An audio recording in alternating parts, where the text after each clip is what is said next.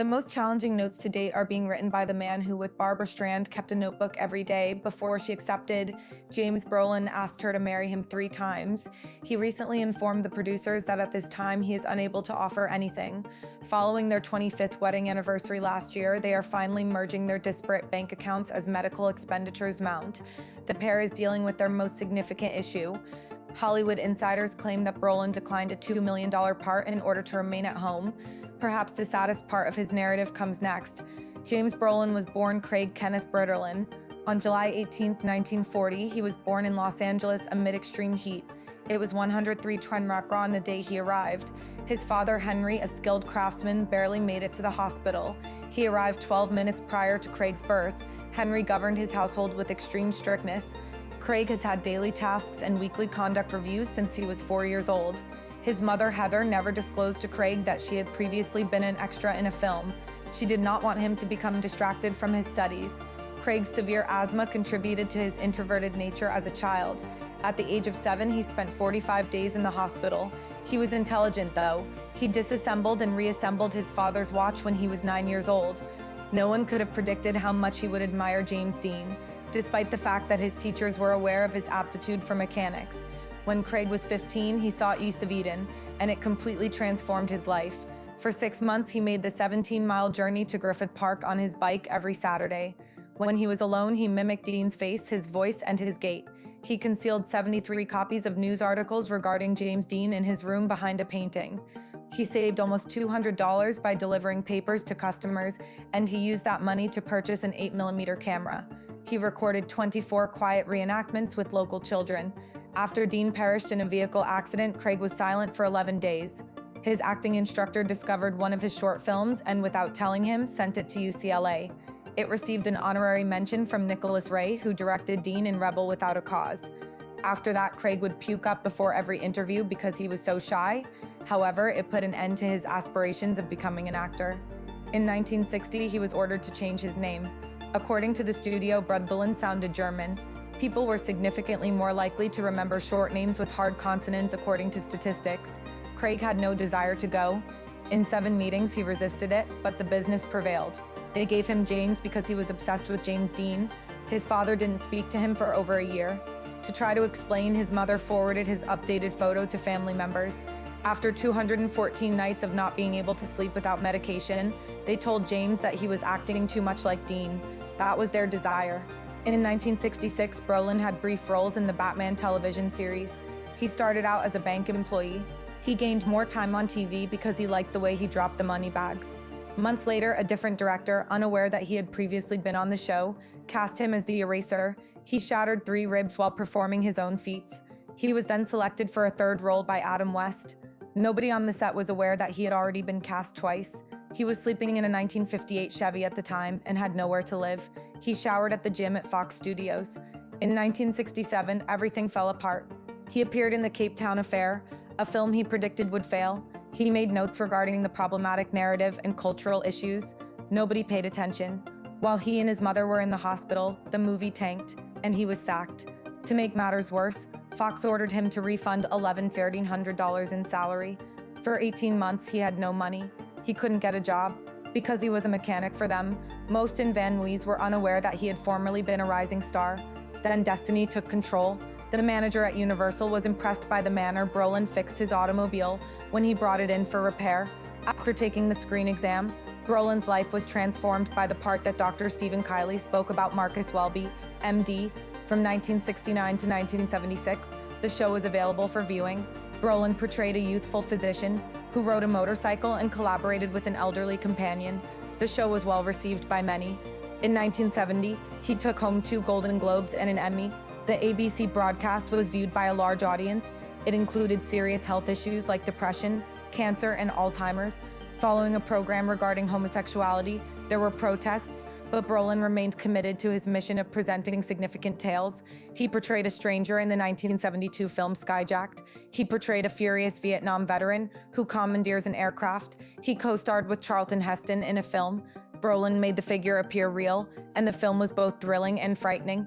Even though his portrayal of the insane attacker was exaggerated, several people felt he did a fantastic job. Westworld was released in 1973. He portrayed self-assured John Blaine, a visitor to a theme park where robots appeared and behaved like people. For the first time, video effects were used in a popular science fiction film. The rest of the film was made much more thrilling by its stunning conclusion. The character played by Brolin passes away in the middle of the film. His contributions added complexity and diversity to the film. In 1979, Brolin began writing horror stories. He was George Lutz in the Amityville Horror. He wasn't sure about the film at first until he was frightened after reading the plot. He just dropped his pants from a chair. For him, it had significance. The film earned over $80 million at the box office, demonstrating its success. It was terrifying to see Brolin portraying a man who was gradually losing his mind. It demonstrated how concerned many people were in the late 1970s about family issues and job loss. Although there were arguments between him and co-star Margot Kidder behind the scenes, the mood enhanced the narrative. In 1985, Brolin displayed his humorous side in Pee-wee's Big Adventure. He played a cool secret spy and pretended to be Pee-wee. It was a witty reference to how much he resembled James Bond. At the same time, he was the star of the television program Hotel. It provided Brolin with a stable work for 5 years. He portrayed Peter McDermott, the elegantly dressed manager of a posh San Francisco hotel. With Brolin as its core, each episode had a fresh plot and fresh characters. Even some shows were under his direction. At the time, portrayed he was vying for 2 Golden Globes. Additionally, he met Jan Smithers, who would later become his wife and played a supporting role after his difficult split. Barbara Stryand, on the other hand, was born in Brooklyn on April 24, 19. Emmanuel was a famous teacher, and Diana worked as a school secretary. His annual salary of $4,200 was insufficient to maintain the family in their modest apartment. Barb's father passed away at the age of 15 months due to a seizure. They had to move in with her parents because they had only saved $200. In 1949, Barbara's mother remarried and had a half-sister.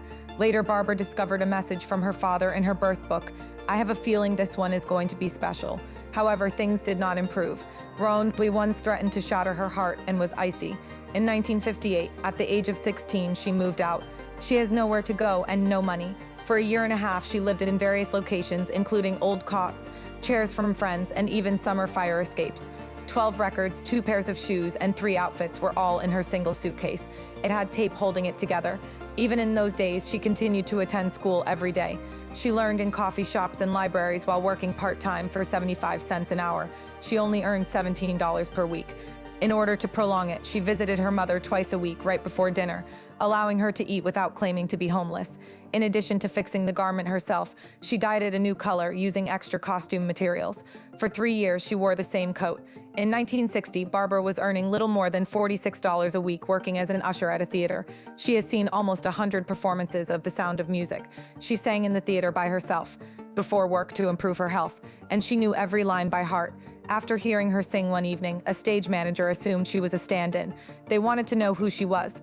"I'm trying out," she declared aloud. She sung for 3 casting directors at the time, just because they were close. 2 days later, she was earning $18 for her singing in a nightclub, double her typical earnings. But because she disregarded the rules, she was let go. It didn't matter because it was her first major foray into show business. Prior to then, she had never taken singing lessons. As she discovered, she performed in stairwells and subways to generate small crowds and listen for echoes. She shared a tiny, sweltering apartment with her buddy Barry Denon during that year. Because of him, she consented to record 3 songs. They were using an outdated reel-to-reel recorder, and Barbara had to remain motionless and 27 inches from the microphone. They played the footage back, and Barry dropped his coffee mug in disbelief. Her voice was unlike any he had ever heard. The tape was listened to by 14 music industry professionals. Not everyone believed it to be true. One music executive wouldn't accept that it was created by an untrained youngster, since he was certain it had been correctly engineered. However, the truth was revealed, and the Library of Congress now has that rough tape. Everything changed after that night.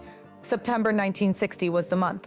Barbara, just 18, took the stage at a nightclub wearing a dress she had purchased for $6 at a secondhand store. Her earrings were mismatched. She had already had 7 interviews rejected that month because she was deemed too strange looking. She was even told she had a 5-cent look but a $1 million voice. But not that evening. She performed Who's Afraid of the Big Bad Wolf and Cry Me a River in a humorous manner. The audience fell silent. They then cheered for about 5 minutes. She received a perfect score for the first time ever from a judge. A nasty person even predicted that her nose would become as well known as her voice. In 2 months, she had 23 paid gigs. She demonstrated that having talent was more significant than appearance. In 1961, she had numerous name changes. The second A was omitted, and she became Barbara. She claimed that it set her apart. She continued to perform the odd tunes she enjoyed and did not get plastic surgery to alter her appearance. One chilly night, she had 7 guests at her presentation. She played as if everyone was present, unconcerned. She refused to adapt in order to fit in, thus it worked. Broadway then opened in 1962. I Can Get It For You Wholesale was the name of the show she appeared in. Despite having a 103 to Crepinter the day before the major tryout, she battled for her big sequence, which was nearly deleted because it was too odd. On the first night, she was forced to sing it 3 times by the audience. She didn't have a leading role, but she was the only one mentioned in the reviews. She was described in the media as the funniest thing on Broadway since Fanny Brice. At first, she was earning $175 a week, but her contract was altered 5 times. In 1963, Barbara's debut album was released. Columbia Records believed it wouldn't sell well, so they only produced 10,000 copies. It had no singles, just ballads and show numbers. However, 150,000 copies were sold in a single month. She was the leader. In addition to choosing the tracks, she declined a colored cover in favor of a straightforward black and white one. She won the Grammy for Record of the Year, even though it wasn't what anyone advised her to do to promote her album. She was Frank Sinatra's defeat. They were so upset over the Grammys that they quit. In her brief address, she stated, "This isn't luck. This is what happens when you don't listen to people who don't understand your vision." She portrayed Fanny Brice in Funny Girl the next year. She was not invited to play the role by Brice's daughter. Barbara, in her opinion, was not attractive enough, too young and too Jewish. People took out over $1 million after learning she had the part, but Barb broke it. Despite having pneumonia, she played the role 867 times and missed only 2. She continued. She performed songs written just for her because her voice was a 3-5 octaves is the range. She was soaked by a broken fountain in one moment, but she continued to sing.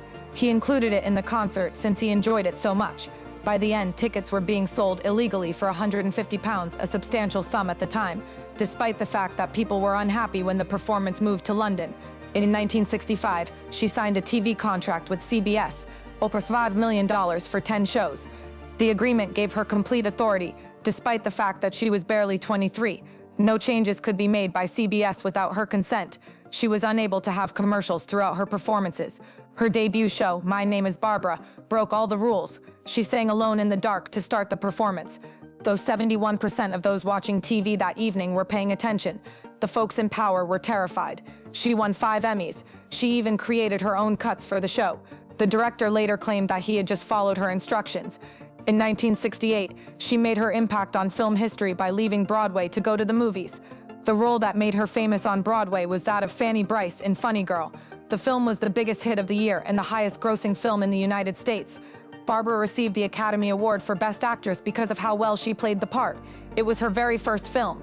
What's even surprising is that she tied with Katharine Hepburn, which has never happened in that Oscar category. The film demonstrated that Barbara was more than just a theater star and received 8 Oscar nominations. She was now a movie star as well. Funny Girl was preserved as a national treasure by the Library of Congress after many years. But Barbara was more than just a show singer. Doc with What's Up? She took a major risk in 1972. Ryan O'Neal is in a humorous, wacky movie. At first, she didn't like the story and told reporters it wouldn't work, but behind the scenes, significant modifications were made. O'Neal performed the serious role, and hers was adjusted to be more playful. It was successful. It was the 3rd most watched film of the year, and a huge smash. For the role, Barbara earned more than her co-star $500,000, and her humor was praised by critics. One of the greatest American sitcoms ever made. The film went on to become a classic. The next year, Barbara co-starred with Robert Redford in The Way We Were. The narrative of a fervent Jewish activist and a lovely writer was told in this book, which was set in America during a highly stressful political period. Despite only costing $5 million to make, the film generated $50 million. She won the top Italian Cinema Prize for it and received another Oscar nomination. The title song, which she sang, sold over 2 million copies and was the first major hit of 1974. It was inducted into the Grammy Hall of Fame after many years. By now, Barbara desired greater control over her employment. In 1972, she founded Burwood Films, her own production company. Her first project was called Up the Sandbox. A bored housewife who withdraws into her dreams was the subject of this odd but courageous film. Despite its poor box office performance, Critics praised its courageous handling of feminism. According to critics, she possessed the same cinematic presence as legendary actors like Greta Garbo. She portrayed a woman who didn't seem to care what other people thought, which wasn't common in movies at the time, according to Roger Ebert. Then A Star is Born was released in 1976. Barbara directed it in addition to acting in it. The love ballad Evergreen from the film was a big hit. She co-wrote the song and became the first woman to win an Oscar for music writing. It also took home a Grammy and a Golden Globe. Later, Evergreen was hailed as one of her greatest songs ever, and it earned her another Golden Globe. Being that successful was not an easy feat. Giving up creative control was difficult for Barbara, particularly after she produced her debut film Yenta in 1983. She spent 15 years working on it. She was rejected by 12 companies before receiving 14 from one. $5 million is the budget. She oversaw a staff of 168 people, the most of whom were men, worked 20-hour days and concealed herself by wearing tight restraints. Some even placed bets that she wouldn't succeed, but she proved them all wrong. It earned over $40 million. Nevertheless, one individual stated that because she was a woman, he would not cast his ballot for her. The number at that time was 0. Women directed 5% of the films produced by major studios. The Golden Globes wouldn't place Barbara in the top category for directing, despite Yenta's stellar 1984 reviews. They created a brand new honor specifically for her, Best Director in a Comedy or Musical. The following year, that title disappeared. Barbara politely questioned why she wasn't involved in the ceremony along with the others. Her narrative became so well known in Congress that it was used as evidence of Hollywood's discrimination against women. Years passed, but Barbara persisted. She returned to filmmaking with the 1991 release of The Prince of Tides. Over the span of 3 years, the story underwent 26 revisions. She hired dozens of people who had lost their houses in South Carolina following a hurricane. The film earned $63 million and received 7 Oscar nominations. She became the first woman to be named in the history of the Directors Guild when, after 44 years, she was finally given an award. However, she received a nomination for Best Director at the Oscars. The fact that 94% of Oscar voters for directors were men infuriated many even more. In 1995, Barbara made even more history. Her HBO concert special earned her the Directors Guild Award for television directing. She was the first female winner in that particular category. The show comprised 223 camera setups, 125 crew members, and 11 cameras. Barbara was experiencing severe stage anxiety following a 1967 performance in which she lost her words. For 27 years, she had avoided taking the stage due to her fear. The show earned $93 million from 26 million viewers. Barbara pointed out during the service that just 3 points women currently accounted for 7% of TV directing positions. She has been fighting the DGA for the same issue for 25 years. When Barbara wasn't in the spotlight, her private life was frequently traumatic. She married the actor Elliot Gould in 1963. Their son Jake was born in 1966. When Barbara found out she was pregnant, she canceled a $1 million tour. She frequently brought Jason to work with her since she liked being a mother. However, the marriage suffered. Gould struggled with gaming and drugs. Because he sold their belongings to pay for his bad habits, she feared for their child's safety. After splitting up in 1969, they divorced in 1971. On July 1, 1996, Barbara Stryand and James Brolin went on a blind date. It almost didn't occur. Both had been in failed relationships and were in their mid-50s. Since 1971, Stryand has not been married. Brolin, who was only $1, had recently passed away from his second marriage. They were arranged by their friend Linda Bruckheimer after they had to cancel twice. That evening before he saw Stryand, Brolin abruptly decided against going out with another woman. He took a Valium because he was afraid.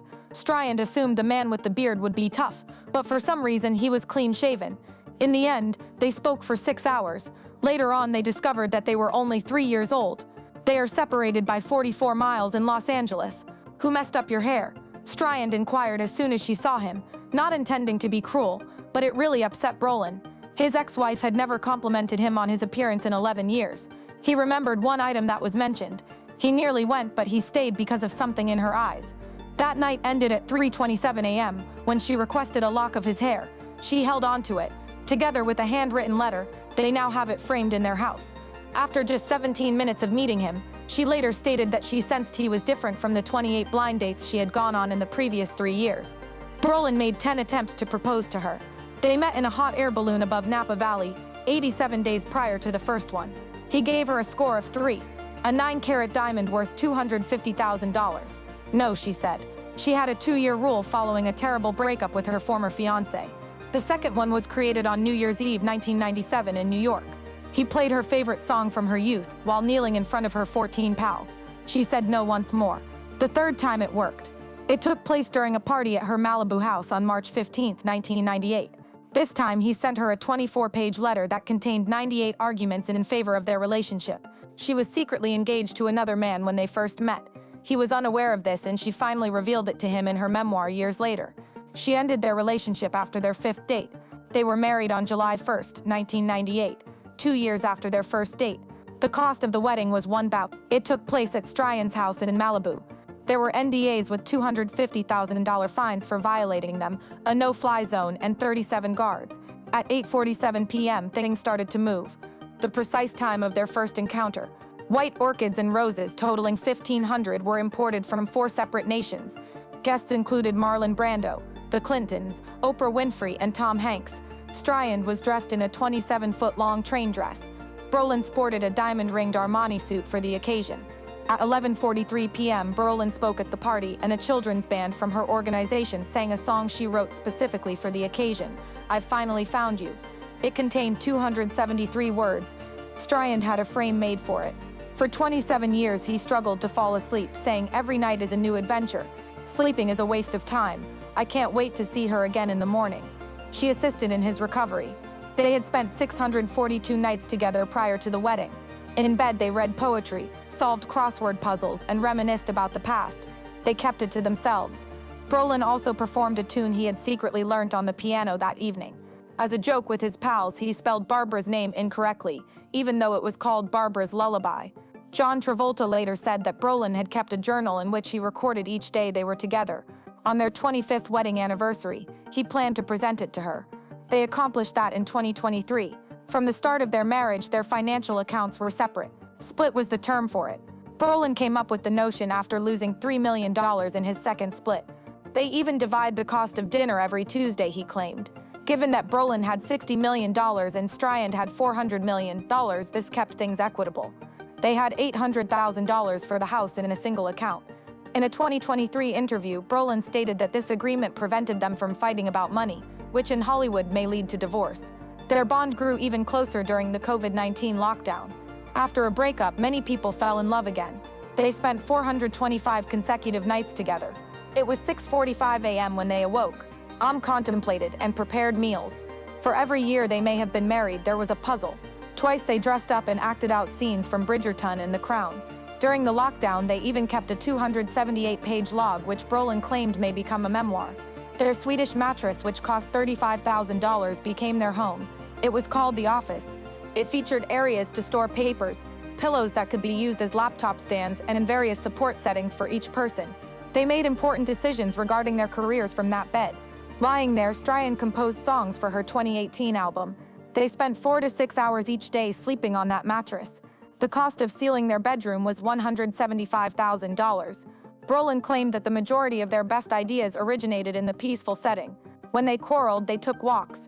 This was no accident. They were instructed to walk about their 3 in various directions, to take deep breaths every 30 steps, and to refrain from using their phones. 2 acres of land. After 17 minutes, they returned and recorded their feelings in their journals. They employed this technique at least 217 times. They argued over Stryand's book in 2019 and spent 3 days taking 7 walks. They continued to seek hotel staff for alternative walking routes while on vacation. Brolin claimed that taking walks allowed them to decompress and solve problems independently. Stryand also continued to be active in her efforts to strengthen women's hearts. After learning that heart disease kills more women than all cancer combined, she launched the Fight the Lady Killer campaign in 2014. She helped fund a cardiac center at Cedars-Sinai and advocated for increased attention. She spoke at the National Institutes of Health in 2018 about how women frequently receive worse heart treatment than males. Only 1 in 4 women today die as a result of their profession, compared to 1 in 3 in the past. In addition, she spent 8 years writing her autobiography, My Name is Barbara. It was published in 2023 and has 970 pages. Everything was handwritten. She had been considering doing so since the 1990s. She was even asked to write it once by Jacqueline Kennedy. Critics liked its style and honesty. She would have scribbled the majority of it on their plush bed cushion, Brolin joked.